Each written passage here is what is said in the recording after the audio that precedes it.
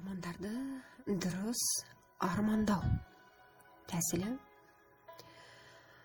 армандарымыздың түпкі ойын, түпкі бастамасын әрдайым түсінуіміз қажет. Бір мысал келтіре кетейін.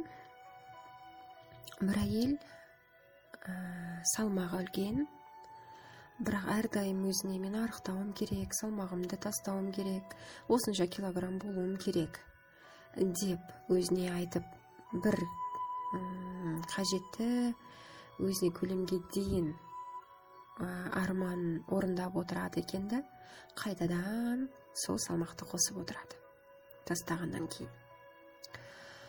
Сонда бұның түпкі арманы қандай екен? Түпкі сол арманның мақсаты қандай екен? Неге бұл арманымыз нақты орындалып кетпейді?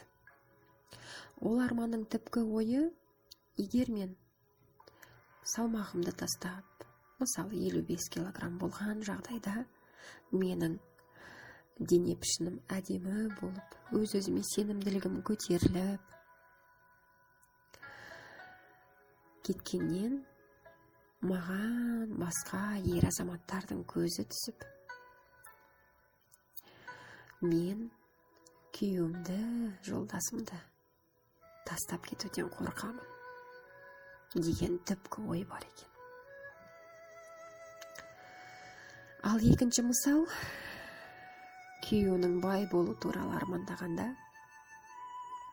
ойлағанда, егер менің күйеуім, жолдасым бай болып, үлкен бастық болып, бизнесмен болып кеткен жағдайда, оның өмірінде басқа әдемі, күшті әйелдер пайда болып, мені тастап кетуі мүмкін деген бір түпкі ой бар екен. Бұл өз-өзіне сенімсіздіктен пайда болатын ой. Сондықтан армандағанда түпкі арманыңызды бірінші дұрыстап, содан кейін үстіңгі жақтағы арманды армандаңыздар. Жиі армандап тұрыңыздар. Сонда ақ ниетті армандар, ішінде түпкі ойында жаман ниеті жоқ армандар міндетті түрде орындалады.